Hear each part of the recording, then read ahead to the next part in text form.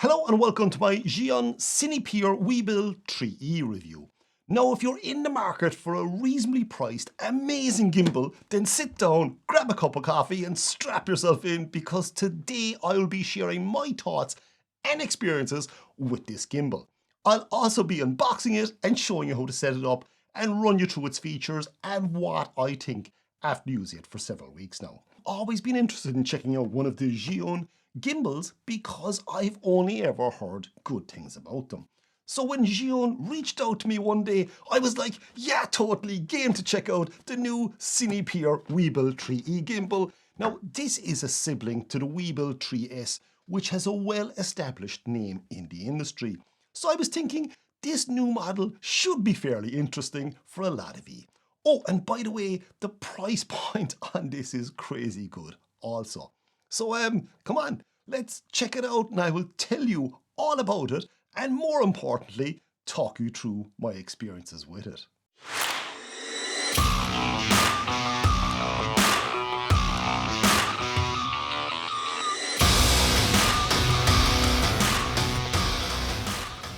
So what are the main differences between the Weebill 3S and the Cinepeer Weebill 3E? Well, the 3E has no fill light and no built-in microphone, and it has a single USB-C port, which is for the camera control facility.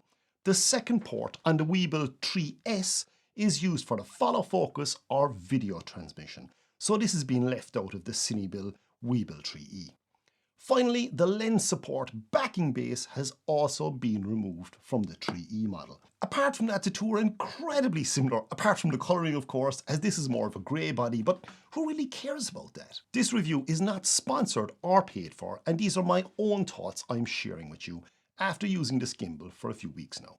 Zhiyun did send out this gimbal for this review, but that's as much input as they had in it. This review is all in chapters, so please do feel free to skip through to the part you want to know about. Or also sit down, relax, and I'll walk you through the whole thing. So this is the box it comes in, so let's pop the box open. And inside the box, we have the carrying case. So let's pop this open now too as well.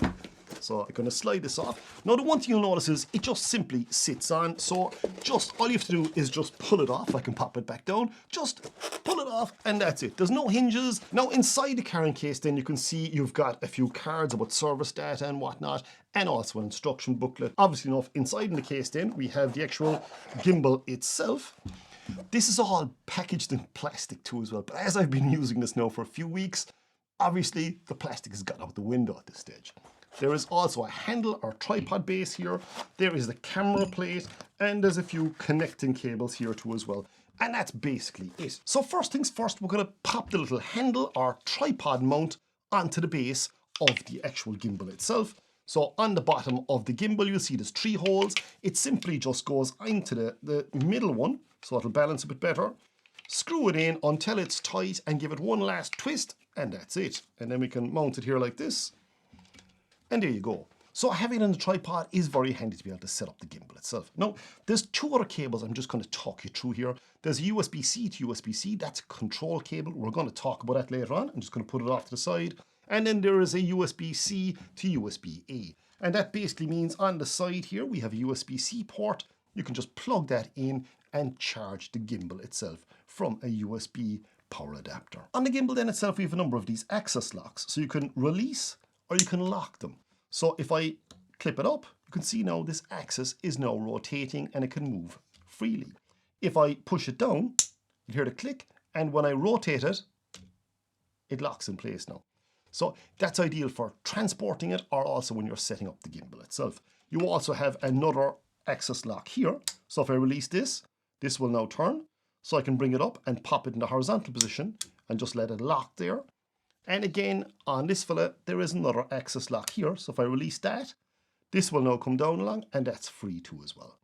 So this is the starting point for setting up the actual gimbal itself. This is the base plate now, which is simply just screwed onto the actual camera itself. You can see there is a single screw there, goes into the tripod mounting hole. Now the one little tip I have for you here, when you're tightening it up, I normally set it roughly, you can see down on the bottom, the numbers are down along here, on roughly around number 8. If you set it too far forward, you won't be able to balance it on the gimbal itself. Now, when you're sliding the camera into the dovetail connection on the gimbal itself, again, looking at those numbers there again, it's always the number 10 you use to slide in first. So you simply just line it up and then just slide it back in, and you hear a click.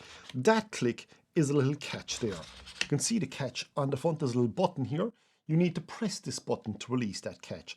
So when I slide the camera out along, it won't actually come off. You can hear there's a hard stop, whereas if I press that little button there, that releases it. You can see that little button there is moving this lever. Now, as you can see, the plate is on the gimbal there now, and it's sliding backwards and forwards. It's completely loose. If you want to lock that in position, there's a lock lever here. If I pull that out, it will no longer move now. That is actually firmly in place, and I can just pull it back and it will release it again. So that is the lock lever for locking up that sliding plate. If I release this lever, which I'll do in a second, the whole system will slide backwards and forwards on this arm then. So if I release that there now, I can now slide it this way or this way. And again, to lock it, I just pull this back and it's locked in position then again. So that's our camera on the plate and now on the gimbal too as well. Now, before you start balancing your gimbal, the first thing you have to look at is, have you everything mounted onto the gimbal that you need to have on it? If you have an articulating screen, pull that out and put it in the position you want it in, because that's going to off-center the weight slightly then again, or redistribute the weight on the gimbal itself. So you need to have everything set up. Or if you have microphones or you have filters or anything else you want to attach, put them all on before you actually balance the gimbal itself. So that is by far and away the most important step. So the first thing we need to do is balance the camera horizontally. And as you can see, nothing is moving because the camera is actually, all the axes on the gimbal are actually locked in position. So what we're going to do here now is to balance this axis. So there's a little release switch here. So once I press this, and you notice I'm holding the camera. So I'm actually holding the camera while I'm releasing the switch. The reason being is, if the camera isn't balanced, it can go flying down, or it could go flying forward. And if you have filters or something on your lens, you could damage the camera. So always hold on to your camera when you're releasing any one of those catches. And that's exactly the same on any gimbal. So you can see the camera is actually falling backwards here now. So when we look at it from the side here now, the camera is falling backwards, and that's because the weight is too far back. So what I need to do is, this little locking lever here again, I'm just going to release that, again holding the camera, and I'm going to move it forward until, you see, it's not falling back forward, falling back as much there now. I'm going to move it forward another bit, and it's getting better, and there it's getting better, and there it's getting better, and there now, that's about right. So I'm going to lock this in position there now, and if I let go, it should stay roughly unbalanced. So that is close enough there now. Maybe just go a tiny little notch forward again. There, we try that. Yeah, that's it. So that is our plate in position, and that is that element balanced there now. But if I hold the camera up, you'll see it falls forward every time. And if I hold it here, it keeps falling forward. The general thinking being is when the camera is perfectly balanced on the gimbal, you should be able to hold it up like this, and it'll stay in that position. The reason it's not staying in that position, if I turn it around this way, is you can see the weight is too far down. If you look at this as the axis here, the weight should be evenly spread across that. So the camera is too low down. So what I need to do is, I need to open this little thumb screw here, this thumb lock, again holding onto the camera while I do this. It won't fall off, but it's easier to adjust it while holding onto it, because every time you release it, it's going to move. And the problem with that is you're going to lose your positioning. Oh my God, did I get that right first time? I nearly got that right first time. That would have been brilliant. But as you can see, it's not falling forward as quickly now. So what it means is I'm going in the right direction. So what I always do with this is I put my thumb, if I turn this over, I will put my thumb underneath and I'll apply pressure. So when I open it, it's going to keep it there. And then I can kind of roll my thumb up when I release it, and it's going to move the camera up just a small little bit. You only want to nudge it up a couple of millimeters at a time. So we're going to try it now and see how that goes. That is still not quite right, but it's getting really close. The one thing I'm noticing here is it's not balancing so well on the plate. So what I'm going to do is I'm going to release the plate a small little bit and just push it a tiny bit farther forward and see how it balances now. That is balancing better. Going to try it in different positions. That's nearly right. Very close to being right. But you can see the camera, when I put it into position, is now more or less staying in that position. So what I'm going to do is, I'm just going to move that up a really tiny bit. See if I can just get it to move a small little bit. I've gone too far. And see how that goes. That's it. There we go. Perfect. And put it back here. Yep. So the camera is actually staying in position now. That's perfect there now. That is balancing in position beautifully. So that is balanced. Now, does it have to be absolutely perfectly right? I would say yes and no, but you want to get it as close as you possibly can to give you as smooth footage as possible. But the other thing you have to remember too as well is when you're actually focusing and your lens is focusing, it's going to shift the weight slightly inside in the camera too as well. So that's going to put the balance off very fractionally. So you could spend 2 or 3 minutes trying to get this absolutely perfect, and you genuinely are possibly wasting your time. So what I do is I try to get it as good as possible, kind of quickly, and that is perfect as far as I'm concerned. So what I'm going to do is I'm going to lock this axis now, just going to put the clip in, and when I bring it down, locks in place. So the next thing we want to do then is adjust this axis, the axis on the back. So I'm going to put it in this position and hold onto the camera, and when I release the lock, the camera falls this way. So it's saying the camera is too far over this direction. What we want to do is we just want it to balance and kind of stay centered. So how do you do that? There's a locking lever here, the second locking lever. So what I do is I just push that in, and I can then slide this along, and we slide it along until the camera balances, and the camera is balancing there now. So I'm just going to lock that again, and that's it. So if I hold it this way, or if I hold it that way, the camera is balancing. So notice the weight is balanced on this axis. So I'm just going to lock that and just pop it into position. So this is the last axis we need to balance then. And this is the one that people find slightly confusing. So what you do is you just unlock it, and then you pick up your gimbal and you hold it forward, and your gimbal should stay centered, and it's not. You can see it's falling from left to right there now at the moment when I turn the gimbal from side to side. So the balance of the gimbal is obviously out. So what I'm going to do is there's another locking lever here. I'm just going to release that, and we're going to push our gimbal just slightly further back so it's more over the center here. So when you're looking here, I just pushed it slightly back so it's more over the center of the axis here. I'm going to lock that in position, and we're going to try this now and see how this goes. So when I lean forward, and if I go this way, or if I go that way, what I do is I put it in the center. So if I go this way, perfect. And if I go that way, perfect. So yes, that's our gimbal balanced. You can see we just did that axis. I'm going to release this axis here now again while holding the camera just to make sure, and release this axis on the side here too as well. So they're all free there now. The camera can move around any direction it wants. So what we're going to do here now is we're actually going to switch on the gimbal itself.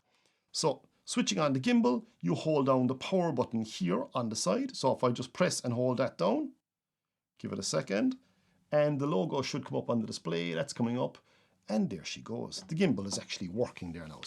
So if I move the camera around, you'll see it's balancing beautifully. It is staying more or less focused on the subject because it's in pen follow mode there now. So it will follow me, but it's following me gradually because of the way I have it set up.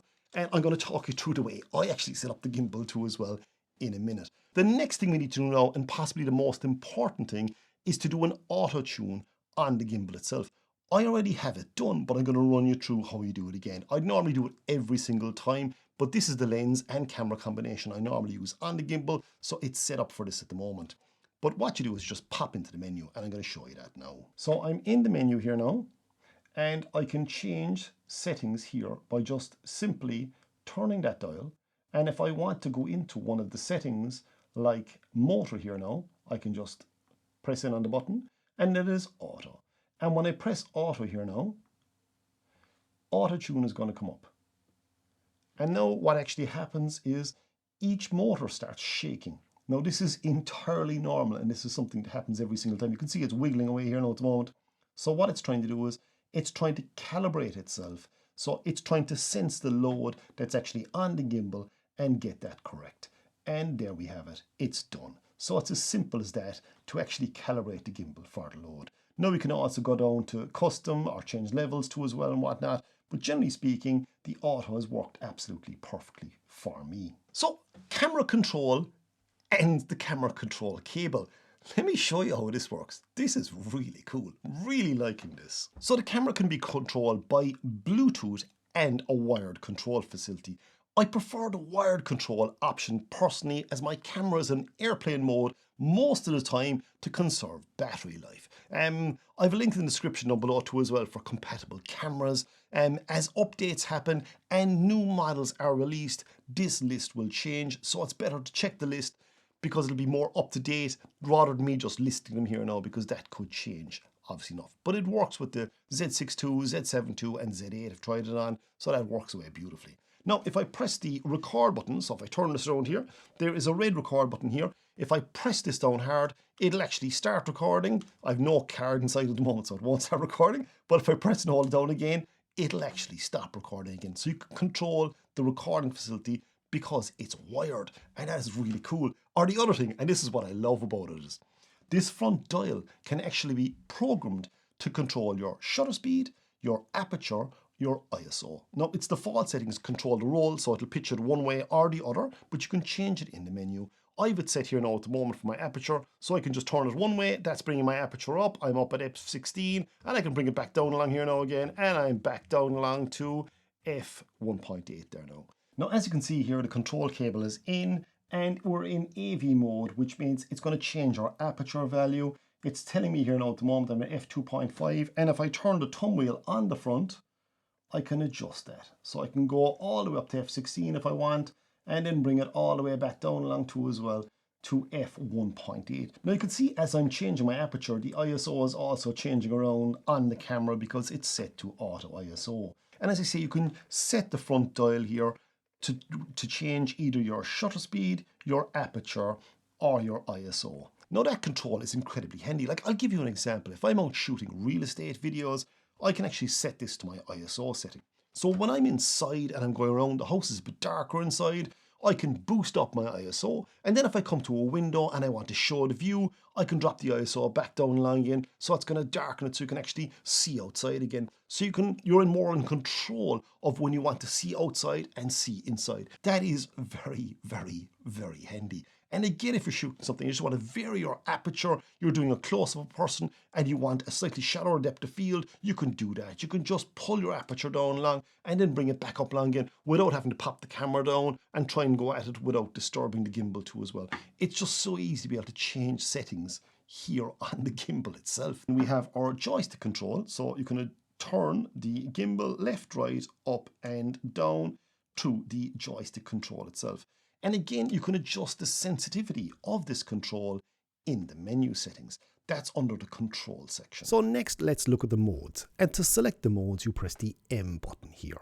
And as you can see on the display, it shows PF. PF stands for pan follow. And press it again then, and it goes to L, which is lock. Then you press it again, and it goes to F, which is follow. So just to explain what the different modes do in the gimbal itself. Pan follow, what does that do? Well, basically what I do is if I move the gimbal up and down, it's going to keep looking straight ahead. Let's say it's not going to tilt up or tilt down when I tilt up and tilt down. But if I turn left or right, so if I pan either direction, it's going to follow. I have it set to follow slowly here now. So it is following. But you'll notice if I go up or down, it's still going dead level and shooting straight out. So that's pan follow. So in other words, when I pan across or when I turn the gimbal, it actually is going to turn. I've it set kind of slow here now because of the settings I've set in along to give me that bit more of a fluid feel, a bit more of a cinematic, God dare I say it, kind of a look to my footage. Just to smoothen it out a small bit because I can get overexcited when I turn corners. So that's why I've it set like that. The next mode we have then is L. And basically what that's going to do is it's just going to lock on everything. So it's locked there now. So it's pointing straight at the camera. So if I go this way, pan left, pan right, go up or go down, it's going to shoot straight ahead. It is not going to change. If I change the mode, then again, I follow. So when I go this way, it's just going to follow every direction I go. So whether I go up or I go down, do whatever else, it's just going to follow. Now, each of these modes is incredibly handy depending on the type of scene you're shooting. So just do remember that they all have their own uses. Now, if I press again, it's going to bring me back to pen follow. So there are the three normal settings by pressing the mode button once there. Now, if I double press the button, it's going to, sorry, if I double press the button, I didn't press it right. I was talking to you when I was looking where I was pressing. It's going to go into POV mode. So the POV mode, whatever way I look up and down, it's going to follow. So it's going to follow every single movement. So it's going to be your point of view. Now, if I double press again, it's going to bring me straight up along. It's going to put it vertical. So I can point it this way and give it a second, and I can actually now turn the gimbal and the camera is going to start turning. I've this set slow, so it's going to go very slow. So I can pull back there now and I get my vortex look, or go forward, and that's what it's going to do. It's going to keep spinning. Now, obviously, if you increase the speed, it's going to work a lot faster then too as well. But if I go to the next one then, it's going to bring it to portrait mode. And as you can see, the camera is now in portrait mode. So if you want to shoot something for Instagram or for social media or whatever else, it will actually do that beautifully for you. So it's in portrait mode. But the one thing you'll notice is it's not really a proper portrait mode. But the really cool thing about this gimbal is, and let me show you, if I just press the trigger here now again, so if I press that, it's going to bring me back. If I press it once, it's going to bring me back to pan follow mode. If I press it twice, it's going to recenter the gimbal. So if I have the gimbal off up at an angle here, and if I just pull this trigger twice, it's going to bring it back to the center point. If I press it once, it's going to bring me back to pan follow mode, which is what I've set as my default mode for the gimbal itself. Now, if I press it 3 times, it's going to go into selfie mode. So, and if I press it 3 times again, it's going to turn back around to normal mode again. So now I'm going to show you the proper portrait mode, and this is all built into the 3E. So what I'm going to do is just switch off the gimbal. The gimbal is off there now. I'm going to lock this axis, and I'm going to lock this axis, and I'm going to lock this axis. I normally do that because it just gives you a far more stable platform. I'm going to switch off the camera, and I'm going to pull out the USB-C cable. Just going to take that out. You can leave it in if you want, but just for the sake of keeping everything as neat as possible, I'm going to pull it out. And on the back here now, we have the lever here, the locking lever, that slides it. Remember at the start when we were trying to balance it out along? That slides it backwards and forwards along this arm. So if I just release that there now, it'll slide. And what we want to do is, at the end here, if I slide that all the way here, there is a little dot there we can pull down, that button. So if I slide that all the way out, that will come off. Yeah, there we go. Small bit nervous when I was doing that for some weird reason. But what you'll notice here now is on the side of the cameras, we actually have another clamp. So I can put this clamp in here. But the one thing we have to do is we actually have to open it out properly first. We'll see there now. Is that enough to actually slide it on? It is. So here we go. So now I have it in portrait mode. And what I can do is I can just tighten this up a small bit here now. So we just need to rebalance the camera now again, obviously, because the weight has completely shifted. So just switching on the gimbal there now again, you can see we're actually working beautifully in portrait mode in full pan follow, and I can just change the mode and go on locked. So it'll actually lock completely, and I can go on follow, so it'll follow on every aspect, and I can go back to pan follow again. So that's portrait mode working. Now that is one of my favorite features on the Cinepeer Weebill 3E, simply from the point of view of it's all supplied. And you don't need to buy any extra brackets, and you can get it working really simply with no hassle. Now there are a lot of parameters you can adjust in the menu, but the main ones and the more important ones for me are the speed, smoothness, and deadband sensitivity settings for each of those axes.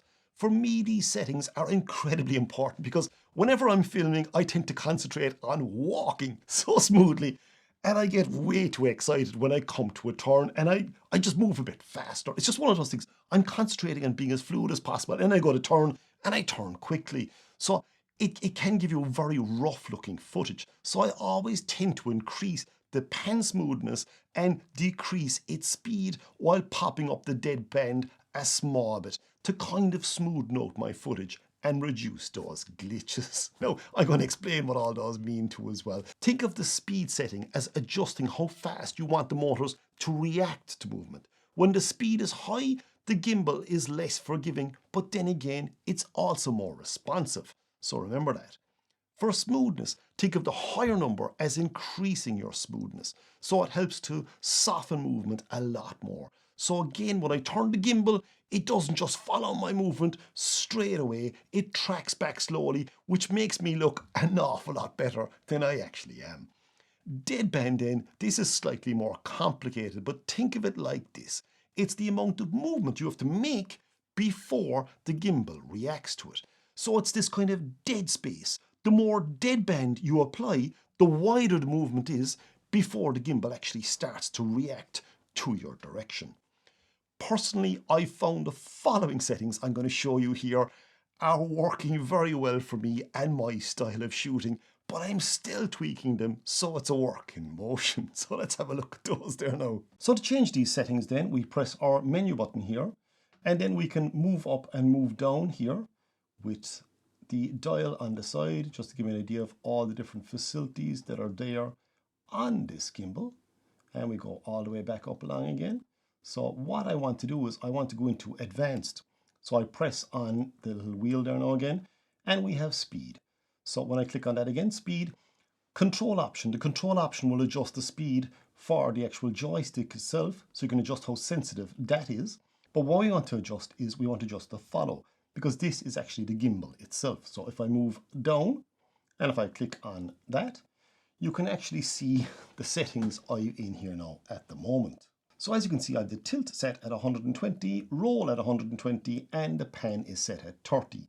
Now this is what suits me, and it suits my style and how I want my footage to look, and also the way I use the camera. So your results could be completely different, but this is kind of a good starting point for me, I found. So right, we go press the menu button and go back out of there again. Or sorry, if you want to adjust those, I should explain that too as well. If I go into tilt, I can just press on that again, so just pushing the dial, and then I can adjust up and I can adjust down along. So I can bring that all the way down or bring it all the way back up. And 120 is the max speed there. So I just press the menu button to go back out along, and press the menu button again, saving, and that's storing it there now. So again, press the menu once more to go back to the menu, and I want to go down to smooth.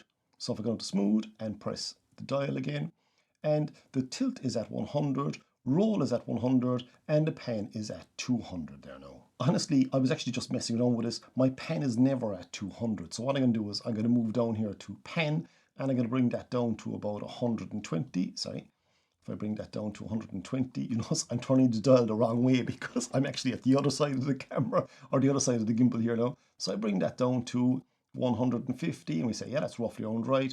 I'm going to press OK there now again and press my menu button.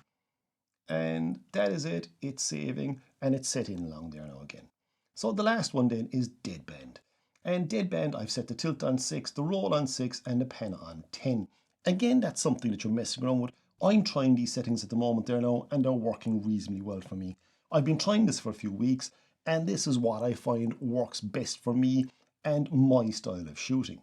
You could find something completely different works better for you, so please do bear that in mind. The price then of the Zhiyun Cinepeer Weebill 3E is currently $249, and that's a real steal for a gimbal of this quality with these features. Again, I'm going to have links in the product description down below too as well. And also, for the first few days this video goes up, there'll also be an active discount code, making it even cheaper again, which is just stupid. But like, then you have other things like Slingmode 2.5, and it's sort of an enhanced Slingmode, which is, they claim it reduces 40% of the strain on your wrist due to the additional or optional Slingmode adapter, which takes the load off your wrist when you're using the gimbal. I think that's going to have to be my next purchase for this unit. The Cinepeer Weebill 3E weighs only 1 kg, but it has a maximum payload capacity of 3 kgs. And for example, my Nikon Z8 weighs 900 grams, and the lens I've on here, a 35mm f1.8, weighs only 370 grams. So that's just under 1.3 kgs in weight, so there's no issue with payload weight on this gimbal then.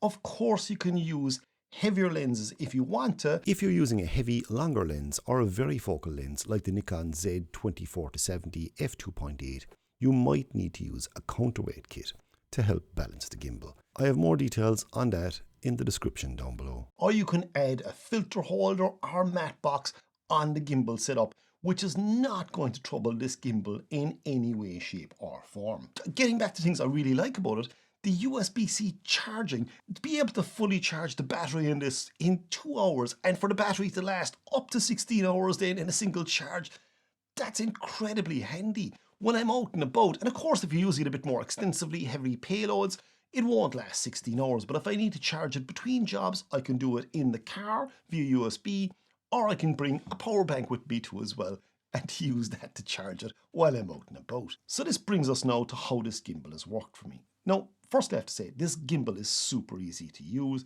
It is super smooth and gives really fluid results.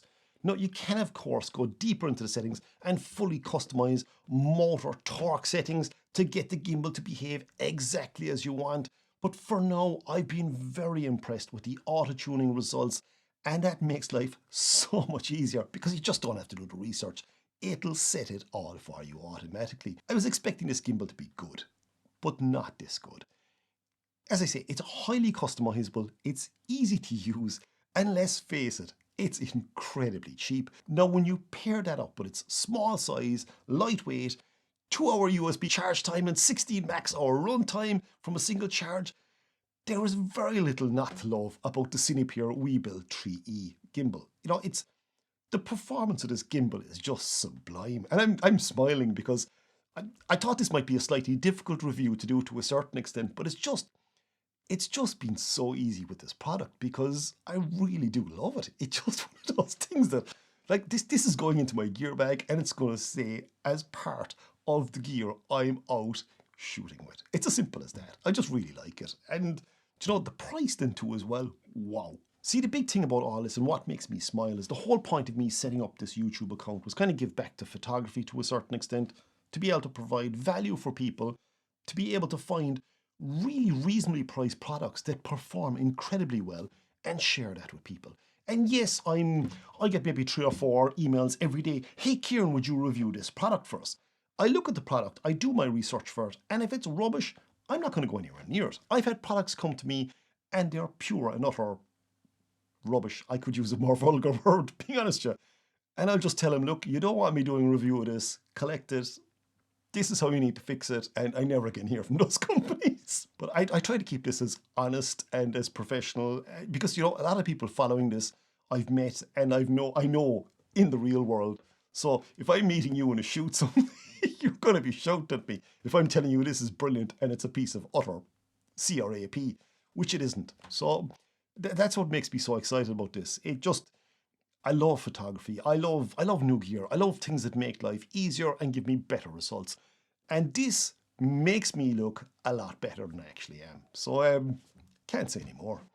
Anyway, see you out there or see you in the next video. Thanks for watching.